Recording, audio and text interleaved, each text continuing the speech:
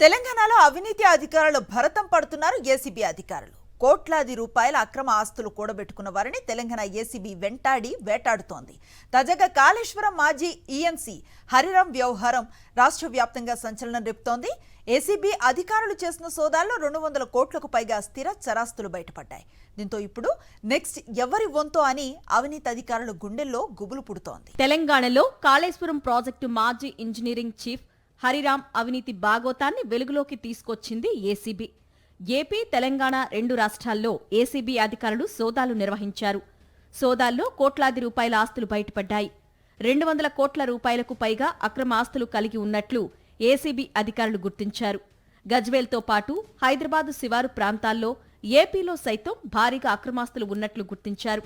సిద్దిపేట జిల్లా మార్కుక్లో 28 ఎకరాల భూమి, కొండాపూర్, షేక్పేట్, శ్రీనగర్, మాదాపూర్ ప్రాంతాల్లో ఖరీదైన ఫ్లాట్లు ఉన్నట్లు ఏసీబీ అధికారులు గుర్తించారు. అలాగే పటాన్ చెరువులో 20 గుంటల భూమి, బొమ్మల రామారంలో 6 ఎకరాల మామిడి తోట, ఫామ్ హౌస్, కొత్తగూడెంలో నిర్మాణంలో ఉన్న భవనం, కుత్బుల్లాపూర్, మిర్యాలగూడలో ఖాళీ స్థలాలు ఉన్నట్లు గుర్తించారు. ఇక హరిరామ్కు BMW సహా 2 కార్లు ఉన్నాయి.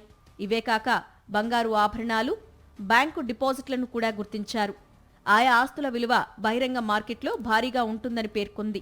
ఇటీవలే హైదరాబాద్ షేక్పేట్లోని ఆదిత్య టవర్స్లో హరిరామ్ నివసిస్తున్న ఇంట్లో సోదాలు చేసిన అధికారులు అక్కడి కంప్యూటర్లు, ల్యాప్టాప్లను ఏసీబీ అధికారులు పరిశీలించారు.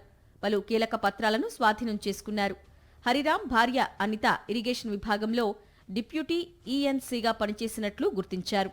దీంతో ఏసీబీ అధికారులు ఆమెను కూడా ప్రశ్నించినట్టు తెలిసింది. సోదాల్లో కోట్లాది రూపాయల ఆస్తులు బయటపడడంతో మాజీ ఈఎన్సీ హరిరామ్ను చెంచలగూడ జైలుకు తరలించారు. మొత్తానికి కాళేశ్వరం ఎన్డీఎస్సీ నివేదిక ఆధారంగా అవినీతి అధికారులపై చర్యలు తీసుకుంటున్నారు ఏసీబీ అధికారులు.